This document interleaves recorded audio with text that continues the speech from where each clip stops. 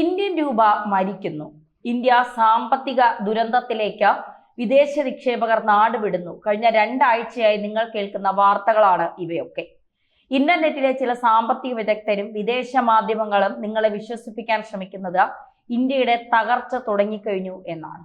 രൂപ ഡോളറിനെതിരെ 85, 86 കടന്നു കുതിക്കുമ്പോൾ പലരുടെയും ഉള്ളിൽ ഭയമാണ്. വിദ്വേഷം പ്രചരിപ്പിക്കുന്നവർ ആനന്ദ നൃത്തം ചവിട്ടുകയാണ്. പക്ഷേ നിങ്ങൾ എപ്പോഴെങ്കിലും ചിന്തിച്ചിട്ടുണ്ടോ, ലോകത്തിലെ ഏറ്റവും വലിയ സാമ്പത്തിക ബുദ്ധി കേന്ദ്രങ്ങൾ ഇരിക്കുന്ന റിസർവ് ബാങ്ക് ഓഫ് ഇന്ത്യ, നമ്മുടെ RBI എന്തുകൊണ്ടാണ് രൂപയെ ഇങ്ങനെ താഴേക്ക് പോകാനായി അനുവദിക്കുന്നതെന്ന്?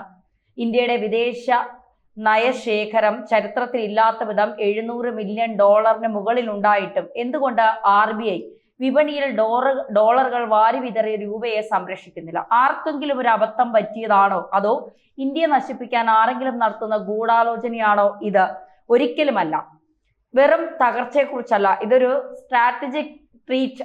വരാനിരിക്കുന്ന വലിയൊരു യുദ്ധത്തിന് മുന്നോടിയായി നമ്മുടെ സൈന്യം നടത്തുന്ന തന്ത്രപരമായ പിന്മാറ്റമാണ്. 2025 അവസാനിക്കാൻ പോകുന്നു. 2026 ലോകം ഇതുവരെ കണ്ടിട്ടില്ലാത്ത ഒരു സാമ്പത്തിക മഹാപ്രളയത്തിന് സാക്ഷ്യം വഹിക്കാൻ പോവുകയാണ്. ആ പ്രളയത്തിൽ ലോകത്തെ ഏറ്റവും വലിയ സാമ്രാജ്യം തകർന്നടിയുമ്പോൾ ഭാരതത്തെ സുരക്ഷിതമായ ഒരു കരയിലേക്ക് മാറ്റാനായി നരേന്ദ്രമോദി സർക്കാരും RBIയും ചേർന്ന് നടത്തുന്ന ഒരു മാസ്റ്റർ പ്ലാനാണിത്. ഇന്ന് നമ്മൾ സംസാരിക്കുന്നത് വെറും രൂപയെക്കുറിച്ചല്ല, ലോകം മാറാൻ പോകുന്ന പുതിയ സാമ്പത്തിക ക്രമത്തെക്കുറിച്ചാണ്. എന്തുകൊണ്ടാണ് ഇന്ത്യ ഡോളറിനെ കൈവിടുന്നത്? രൂപയുടെ മാറ്റം കണ്ട് പേടിക്കേണ്ടതില്ല. പകരം ഭാരതത്തിന്റെ ദീർഘവീക്ഷണത്തെ ഓർത്ത് നമ്മൾ ഓരോരുത്തരും അഭിമാനിക്കും. അപ്പോൾ നമ്മൾ ഇന്ത്യയുടെ കാര്യത്തിലേക്ക് കടക്കുന്നതിന് മുൻപ് നമ്മൾ ആരെയാണോ ഇത്രയും കാലം മാതൃകയായി കണ്ടിരുന്നത്, അമേരിക്കയുടെ ഇന്നത്തെ അവസ്ഥയെക്കുറിച്ച് ഒന്ന് പരിശോധിക്കാം. ലോകം ഇന്ന് നേരിടുന്ന പല സാമ്പത്തിക പ്രതിസന്ധികളുടെയും പ്രഭവ കേന്ദ്രം വാഷിംഗ്ടൺ. അമേരിക്കൻ സമ്പദ് വ്യവസ്ഥ ഇന്ന് നിലനിൽക്കുന്നത് ഉൽപാദനത്തിലല്ല, മറിച്ച് വെറും കടത്തിന്റെ മേലാണ്.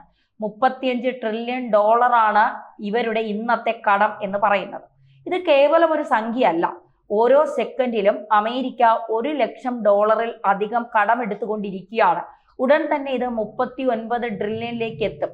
അമേരിക്കയുടെ GDP വളർച്ച പരിശോധിക്കുമ്പോൾ അത് 1.5% കൂപ്പുകുത്തി.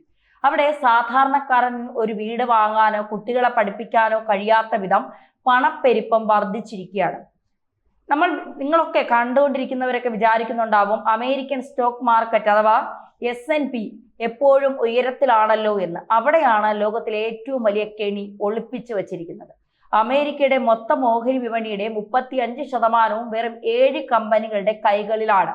ഇതിനെയാണ് നമ്മൾ മാഗ്നിഫിഷ്യന്റ് 7 എന്നറിയപ്പെടുന്ന apple, Microsoft, Amazon, Meta, Tesla ഈ കമ്പനികൾക്ക് ഒരു ചെറിയ തിരിച്ചടി എങ്ങാനും നേരിട്ടാൽ അമേരിക്കൻ സമ്പദ് വ്യവസ്ഥ നിമിഷം ചീട്ടുകൊട്ടാരം പോലെ തകർന്നു വീഴും. സത്യം പറഞ്ഞാൽ അമേരിക്കൻ ജനതയുടെ വരുമാനമോ രാജ്യത്തിന്റെ ഉൽപാദനക്ഷമതയോ അല്ല ഈ വളർച്ച കാണിക്കുന്നത്, മറിച്ച് ഫെഡറൽ റിസർവ് യന്ത്രം പോലെ അച്ചടിക്കുന്ന വ്യാജ ഡോളറുകളുടെ കൃത്രിമമായ ഊതിപ്പെരിപ്പിക്കലാണ്.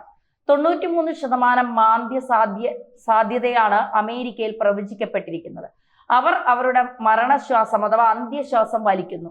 മുങ്ങുന്ന കപ്പലിലെ ക്യാപ്റ്റൻ ചെയ്യുന്നത് പോലെ താൻ മുങ്ങുമ്പോൾ കൂടെയുള്ളവരെയും കൂട്ടി മുക്കാൻ വേണ്ടി അമേരിക്ക ഇവിടെ ഇങ്ങനെ ശ്രമിക്കുകയാണ്.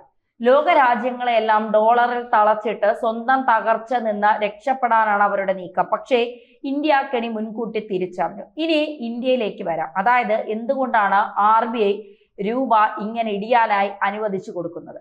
2013 ഇടിഞ്ഞപ്പോൾ നമ്മൾ പരിഭ്രാന്തരായിരുന്നു. കാരണം അന്ന് നമ്മുടെ കയ്യിൽ വിദേശ നാണയ ശേഖരം എന്ന് പറയുന്നത് ഒന്നുമില്ല. എന്നാൽ ഇന്ന് ഇന്ത്യയുടെ കയ്യിൽ $700 ബില്യൺ കരുത്തുണ്ട്. വിചാരിച്ചാൽ RBIക്ക് രൂപയെ പിടിച്ചൊക്കെ നിർത്താം. പക്ഷെ അവർ ചെയ്യുന്നില്ല. എന്തുകൊണ്ടാണ്?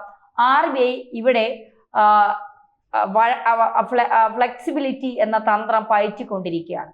ഡോളർ തകരാൻ പോവുകയാണെന്ന് ഇന്ത്യക്ക് വ്യക്തമായിട്ട് നല്ല അടിപൊളിയായിട്ട് അറിയാം. തകരാൻ പോകുന്ന ഒരു കപ്പലിൽ നമ്മുടെ ബോട്ടുകളെ ചങ്ങലക്കിട്ട് പൂട്ടുന്നത് ബുദ്ധിയാണോ? അല്ലല്ലോ. ഇതാണ് ഇന്ത്യ ചിന്തിക്കുന്നത്.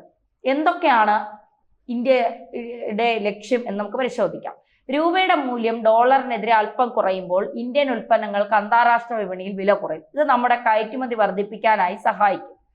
ചൈന വർഷങ്ങളായി ലോകം കീഴടക്കിയത് അവരുടെ കറൻസിയുടെ മൂല്യം കൃത്രിമമായി കുറച്ച് നിലനിർത്തിക്കൊണ്ടാണ്. ഇന്ത്യ ഇന്ന് അതേ പാതയാണ് ഉപയോഗിക്കുന്നത്. അഥവാ നമ്മുടെ രൂപയുടെ മൂല്യം ഇപ്പോൾ കുറച്ചതുപോലെ അല്ലെങ്കിൽ നമ്മൾ ഇൻഫ്ലേഷനിലേക്ക് പോവുകയാണെന്ന് മറ്റുള്ളവരെ തെറ്റിദ്ധരിപ്പിക്കുകയാണ്.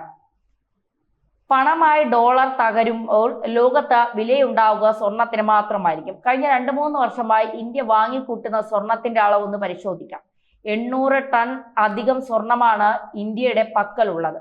ഇംഗ്ലണ്ടിലെ ബാങ്കുകളിൽ സൂക്ഷിച്ചിരിക്കുന്ന നമ്മുടെ സ്വർണം മോദി സർക്കാർ ഇന്ത്യയിലേക്ക് തിരികെ എത്തിച്ച വാർത്ത നിങ്ങൾ കേട്ട് കാണും. അത് വെറുതെ ഒന്നുമല്ല. വരാനിരിക്കുന്ന വലിയൊരു സാമ്പത്തിക യുദ്ധത്തിന് ഇന്ത്യ സുരക്ഷിതമായ കോട്ടകൾ ഇപ്പോഴേ പണിഞ്ഞുകൊണ്ടിരിക്കുകയാണ്. ഇന്ത്യയിൽ പണം നിക്ഷേപിച്ച് ലാഭം മാത്രം നോക്കി പണം പിൻവലിക്കുന്ന വിദേശ നിക്ഷേപകർ ഇപ്പോൾ പണം പിൻവലിക്കുന്നുണ്ട്. ഇന്ത്യ അവരെ തടയുന്നതേയില്ല. പകരം ഇന്ത്യയിൽ ഫാക്ടറികൾ തുടങ്ങുന്ന ദീർഘകാല നിക്ഷേപം നടത്തുന്ന ആളുകൾക്ക് നമ്മൾ ചുവന്ന പരവതാനി ഇവിടെ വിരിച്ചു കൊടുക്കുകയാണ്. ഇന്ത്യയുടെ യഥാർത്ഥ വളർച്ചയിൽ വിശ്വസിക്കുന്നവർ മാത്രം ഇവിടെ നിന്നാൽ മതി. അവർ മാത്രം ഇവിടെ നിക്ഷേപിച്ചാൽ മതി. ഇതാണ് ഇന്ത്യയുടെ നയം. അല്ലാത്തവർക്ക് പോകാമെന്നാണ് ഇന്ത്യ പറയുന്നത്. അതായത് ഈ ശക്തമായ സന്ദേശമാണ് ഇന്ത്യ ഇപ്പോൾ മുഴക്കുന്നത്. ഇന്ത്യൻ രൂപ ഇടിയുന്നതിന്റെ പ്രധാനപ്പെട്ട കാരണം നമ്മൾ എണ്ണ ഇറക്കുമതി ചെയ്യാൻ ഡോളർ ഉപയോഗിക്കുന്നു എന്നതാണ്. ഡോളറിന്റെ ഡിമാൻഡ് കൂടുമ്പോൾ രൂപയുടെ മൂല്യം കുറയും. ഈ ചക്രം തകർക്കാൻ മോദി സർക്കാർ നടത്തുന്ന നീക്കങ്ങൾ ലോകത്തെ ഞെട്ടിപ്പിക്കുന്നതാണ്. ഇന്ന് ഇന്ത്യ 20-ലധികം രാജ്യങ്ങളുമായി രൂപയിൽ നേരിട്ട് വ്യാപാരം നടത്താനായി കരാർ ഒപ്പിട്ട് കഴിഞ്ഞു. റഷ്യയിൽ നിന്നും UAE-യിൽ നിന്നും നമ്മൾ എണ്ണ വാങ്ങുന്നത് നമ്മുടെ രൂപ കൊടുത്തുകൊണ്ടാണ്. മെട്രോ ഡോളർ എന്ന അമേരിക്കൻ ആയുധത്തിന്റെ മുനയൊടിക്കുകയാണ് ഇന്ത്യ ഇതിലൂടെ ചെയ്യുന്നത്. ലോകം മുഴുവൻ ഡോളറിനെ ഭയക്കുമ്പോൾ രൂപയെ ഒരു അന്താരാഷ്ട്ര കറൻസിയാക്കി മാറ്റാനാണ് ഇന്ത്യ ശ്രമിക്കുന്നത്. നമ്മുടെ മറ്റൊരു വലിയ നീക്കം ഊർജ സ്വയം പര്യാപ്തതയാണ്.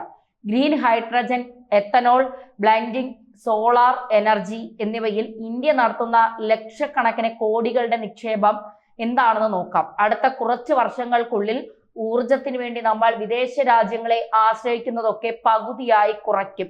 നമ്മുടെ പണം ഡോളറായി പുറത്തേക്ക് പോകില്ല എന്ന് സാരം. അത് ഇന്ത്യയിൽ തന്നെ നിൽക്കും. ഇതിനെയാണ് ദീർഘവീക്ഷണം എന്ന് വിളിക്കുന്നത്. ഇന്ത്യ നശിക്കുന്നു എന്ന് പറയുന്നവർ കണ്ണടച്ചിരുട്ടാക്കുകയാണ്. നമുക്ക് ചുറ്റുമുള്ള ചില സത്യങ്ങളൊന്ന് പരിശോധിക്കാം. ജർമ്മനിയും ജപ്പാനും ബ്രിട്ടനും മാന്ദ്യത്തിന്റെ പിടിയിൽ അമരുമ്പോൾ ഇന്ത്യ 7% മുകളിൽ വളരുകയാണ്. ലോകത്തിലെ ഏറ്റവും വേഗത്തിൽ വളരുന്ന വലിയ സാമ്പത്തിക വ്യവസ്ഥ. അക്കാര്യത്തിൽ ഇനി ആർക്കും സംശയമേ വേണ്ട. നമ്മുടെ ഭാരതം ഒന്നാമതാണ്. ലോകത്തിലെ മൊത്തം ഡിജിറ്റൽ ഇടപാടുകളുടെ 46% നടക്കുന്നത് ഇന്ത്യയിലാണ്. നമ്മുടെ UPI ഇന്ന് സിംഗപ്പൂരിലും ഫ്രാൻസിലും ഗൾഫ് രാജ്യങ്ങളിലും ലഭ്യമാണ്. വികസിത രാജ്യങ്ങൾ പോലും നമ്മുടെ സാങ്കേതിക വിദ്യ കണ്ട് അമ്പരക്കുന്നു. കഴിഞ്ഞ 10 വർഷത്തിനുള്ളിൽ ഇന്ത്യയിൽ നിർമ്മിക്കപ്പെട്ട ഹൈവേകളുടെയും എയർപോർട്ടുകളുടെയും എണ്ണം കൂടി പരിശോധിച്ചു നോക്കിയാൽ നമുക്കത് മനസ്സിലാക്കാൻ സാധിക്കും. മന്ദി ഭാര ട്രെയിനുകൾ, നിർമ്മാണത്തിലിരിക്കുന്ന ബുള്ളറ്റ് ട്രെയിൻ, പിന്നെ ലോകത്തിലെ ഏറ്റവും വലിയ പാലങ്ങൾ, ഇതൊന്നും തകരാൻ പോകുന്ന ഒരു രാജ്യത്തിന്റെ ലക്ഷണങ്ങളല്ല. അതാരാണ് ഇവർക്കൊക്കെ പറഞ്ഞു പഠിപ്പിക്കുക എന്നുള്ളതാണ് നമുക്ക് മനസ്സിലാക്കാൻ കഴിയാത്തത്.